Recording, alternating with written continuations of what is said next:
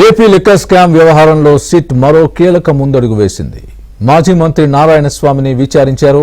మద్యం కుంభకోణం గురించి తనకేమీ తెలియదని నారాయణస్వామి చెప్పినట్లు సమాచారం.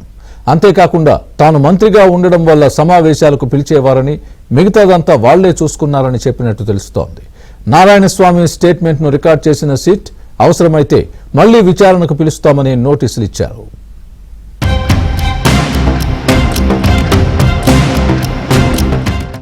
వైసీపీ హయాంలో జరిగిన మద్యం కుంభకోణంపై సిట్ అధికారులు మాజీ మంత్రి నారాయణస్వామిని విచారించారు. ఆయన వయసు 70 సంవత్సరాలుండటంతో సిట్ అధికారులు నేరుగా చిత్తూరు జిల్లా పుత్తూరులోని ఆయన నివాసానికి వెళ్లి విచారించారు. విచారణలో నారాయణస్వామి ఉదయం తనకేమీ తెలియదని, కొంతసేపు నోరు మెదపలేదని తెలిసింది. అడిషనల్ ఎస్పీ ఆధ్వర్యంలోని సిట్ బృందం మద్యం వ్యాపారాన్ని ప్రభుత్వమే నిర్వహించాలని తీసుకున్న నిర్ణయానికి సంబంధించిన ఫైల్లో ఆయన సంతకాన్ని చూపించి ఇది ఎవరు చేయమంటే చేశారని ప్రశ్నించినట్లు తెలిసింది. రికార్డులన్నీ నారాయణస్వామి ముందు పెట్టి ప్రశ్నించడంతో కొద్దిసేపు తడబడ్డారని సమాచారం. చేతులు వణకడంతో పాటు లంచ్ కూడా చేయలేకపోవడంతో కొద్దిసేపు సమయం ఇచ్చి లంచ్ చేసిన తర్వాత సిట్ అధికారులు నారాయణస్వామిని ప్రశ్నించారు. మద్యం విధానం మార్పునకు సంబంధించి ఏమైనా చెప్పారా అంటూ నారాయణస్వామిని సిట్ ప్రశ్నించింది. దీనికి తనకేమీ తెలియదని, అంతా వాళ్లే చూసుకున్నారని చెప్పినట్లు తెలిసింది. వారంటే ఎవరని కూడా సిట్ ప్రశ్నించగా అధికారులు ప్రభుత్వమేనని సమాధానమిచ్చారని కూడా సిట్ వర్గాల ద్వారా తెలిసింది.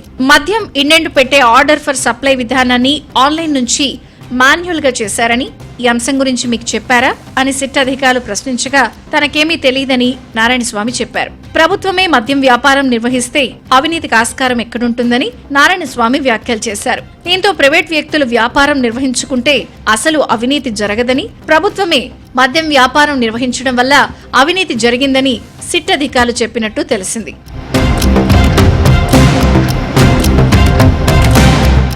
మద్యం షాపులు ఏర్పాటు చేయడం, డిస్టిలరీలకు ఇండెంట్లు ఇవ్వడం, ఏ డిస్టిలరీలకు ఎంత ఇండెంట్ ఇవ్వాలో నిర్ణయించడం, షాపులకు మద్యం సరఫరా, బహుళజాతి కంపెనీల బ్రాండ్లను పక్కనబెట్టి లోకల్ బ్రాండ్లను తీసుకురావడంపై కూడా నారాయణస్వామిని సిట్ ప్రశ్నించినట్లు తెలిసింది. తన వద్దకు ఫైల్ వస్తే సంతకం చేయడం మినహా ఏం జరిగిందో తనకు తెలియదని నారాయణస్వామి చెప్పినట్లు సమాచారం. అదేవిధంగా మద్యం దుకాణాల్లో చెల్లింపులన్నీ నగదు రూపంలోనే ఎందుకు చేయాల్సి వచ్చిందని కూడా సిట్ అధికారులు ప్రశ్నించినట్టు తెలిసింది. ప్రభుత్వం షాపుల్లో ఆన్లైన్ విధానం, డిజిటల్ పేమెంట్లు పెట్టకపోవడంపై ప్రశ్నల వర్షం కురిపించగా తనకు దీని గురించి అవగాహన లేదని, అన్ని నిర్ణయాలు అప్పట్లో ఉన్న అధికారులు, బెవరేజెస్ కార్పొరేషన్ అధికారులు కలిసి తీసుకున్నారని నారాయణస్వామి చెప్పినట్లు తెలిసింది. అప్పటి సీఎంతో ఈ విషయానికి సంబంధించి మీరేమైనా చర్చించారా అని ప్రశ్నించగా తాను సమావేశాలకు మాత్రమే వెళ్లేవాణ్ణని ఆయన చెప్పినట్లు తెలిసింది. అన్ని నిర్ణయాలు వాళ్లే తీసుకున్నారని నారాయణస్వామి సిట్కు వివరించినట్లు సమాచారం.